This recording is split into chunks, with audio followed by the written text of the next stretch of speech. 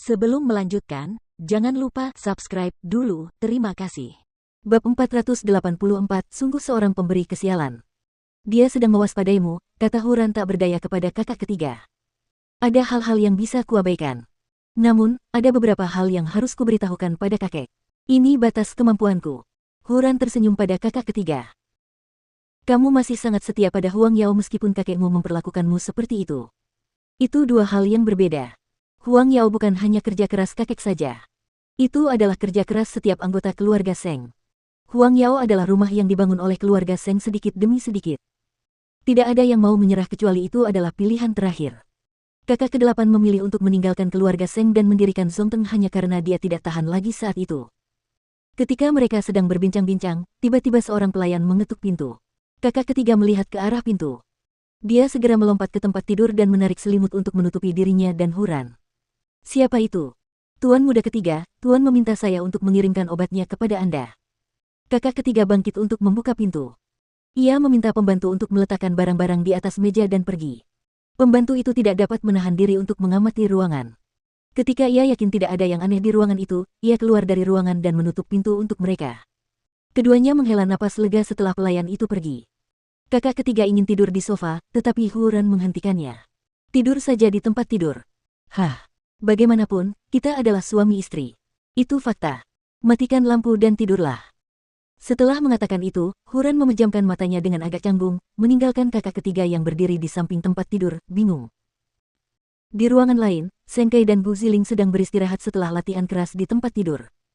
Sengkai merasa agak tidak nyaman dengan kehadiran kakak ketiga di perusahaan. Saya sama sekali tidak merasa nyaman saat kakak ketiga datang ke rapat hari ini. Saya selalu berpikir bahwa dia orang yang pendiam dan tidak pernah peduli dengan perebutan kekuasaan dalam keluarga. Namun, setelah melihatnya beberapa hari ini, saya berubah pikiran. Mungkin karena saya merasakan adanya bahaya, saya menjadi sangat waspada terhadapnya. Dia bisa merasakannya, kata Gu Ziling, aku hanya khawatir dia ingin bertarung denganmu. Maksudmu dia? Sengkai jelas tidak mempercayainya. Dia tidak tertarik dengan posisi sebagai putra mahkota. Kai, sekarang sudah berbeda. Kamu tahu bagaimana kakek memperlakukannya. Kakek memperlakukannya seperti seorang penjahat. Jadi, menurutku dia tidak mau menikah dengan Huran karena dia sudah menerima takdirnya. Menurutku dia ingin membalas dendam. Dia ingin memanfaatkan rasa bersalah kakek terhadapnya. Tidakkah kamu lihat betapa hebatnya dia memanfaatkan keuntungan ini? Sengkai tercengang saat mendengar kata-katanya. Jika dia benar-benar bersaing denganmu, apa yang akan terjadi padamu? Akulah yang membereskan kekacauan yang ditinggalkan kakak ke-8. Kami bekerja keras untuk akhirnya memperbaiki bisnis Huang Yao. Apakah menurutmu aku akan menyerahkan hasil kerja kerasku kepada orang lain?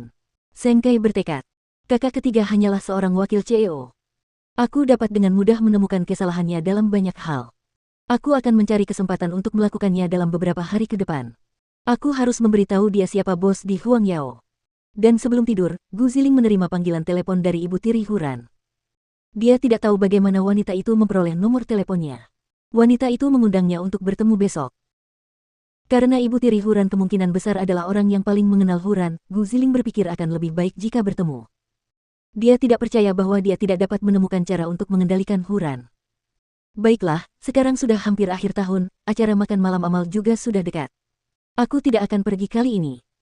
Kamu bisa menghadiri acara makan malam itu atas nama Huang Yao, kata Sengkai kepada Gu Ziling sebelum tertidur. Acara seperti itu memang ditujukan untuk para wanita.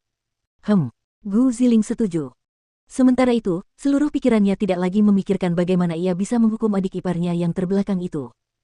Sebaliknya, ia memikirkan bagaimana ia bisa mencuri perhatian dari Mukiki. Tetapi itu semua berdasarkan anggapan bahwa Mukiki akan datang pada kesempatan itu.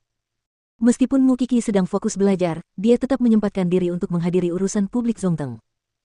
Setiap kali ada acara yang harus dia hadiri atas nama Zongteng untuk menarik publisitas bagi perusahaan, dia tidak akan menyia-nyiakan kesempatan itu. Karena suaminya telah bekerja keras membangun jaringan bisnis baru, tentu saja dia perlu bergaul dengan wanita-wanita kaya untuk memperluas jaringan mereka. Jika tidak, dia akan terlihat agak kekanak-kanakan. Oleh karena itu, keinginan Gu Ziling dianggap tercapai, nyaris. Di satu sisi, dia berurusan dengan Huran. Dan di sisi lain, dia cemburu pada Mukiki. Betapa sibuknya hidupnya.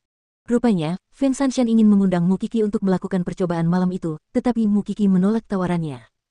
Aku akan pergi ke acara makan malam amal hari itu. Kau bisa pergi sendiri. Apakah itu berarti orang dari keluarga Seng juga akan pergi? Siapa? Maksudmu Gu Ziling? Aku tidak yakin. Mu Qi menggelengkan kepalanya. Tolong beri dia pelajaran untukku. Dia tidak pernah lupa mempermalukanku saat aku pergi ke Seng Mansion untuk melaporkanmu. Mu Qi melotot padanya, pura-pura tidak mendengar apapun. Apakah ada kemajuan dalam kasus itu malam itu? Feng Sanshan berhenti berbicara ketika dia memikirkan apa yang mereka lihat malam itu. Karena ada bayi di dalam perut lelaki itu, saya rasa itu pasti mengandung makna tertentu. Itu tampak seperti balas dendam atau semacamnya, seolah-olah ingin lelaki itu merasakan sakitnya melahirkan bayi. Saya sudah menghubungi Profesor. Anda bisa menyampaikan pendapat Anda tentang kasus ini kepadanya. Feng Sanshan memberikan ponselnya kepada Mu Qi. Meski ketakutan, mereka tetap penasaran dengan perkembangan kasusnya. Keinginan mereka untuk mencari kebenaran tidak terbendung meski mereka belum direkrut secara resmi ke dalam kepolisian. Profesor memberitahu saya bahwa pria itu memiliki 5 anak. Dan semuanya perempuan. Sepertinya dia menginginkan seorang putra. Feng Sanshan membuat tebakan seperti itu karena beberapa keluarga masih sangat berpegang teguh pada pola pikir patriarki. Namun istrinya meninggal setelah melahirkan anak kelima. Dan anehnya, pria ini telah melakukan yang terbaik untuk anak-anaknya meskipun sudah 8 tahun berlalu sejak kejadian itu. Seberapa dalam kebencian pelaku terhadap pria itu sehingga dia bisa menyembunyikannya selama 8 tahun, hanya untuk meledak sekarang. Mu Qi menggelengkan kepalanya. Masih sangat sulit bagi kami untuk membuat kesimpulan yang komprehensif dengan sedikit pengalaman yang kami miliki. Mengenai hal ini, aku yakin nona muda keluarga Seng pasti akan menggunakan pekerjaanmu untuk menimbulkan masalah selama makan malam amal. Apakah aku melakukan otopsi pada tubuh keluarganya? Mu Qi mengetahuinya. Dia bisa mempermalukanmu, tapi tidak aku. Kalau begitu aku akan menunggu hasilnya. Feng Sanshan mengedipkan mata pada Mu Qi. Sungguh orang yang berprasangka buruk. Jika kakak ketiga membawa Nona Huran, semuanya akan menjadi lebih menarik. Namun, Huran mungkin tidak akan pergi ke pertemuan seperti itu. Karena ada kemungkinan besar rahasianya akan terbongkar. Selain itu, apakah Qian juga akan pergi makan malam? Sudah lama sekali sejak dia berhadapan dengan keluarga Seng. Entah mengapa dia sangat menantikannya.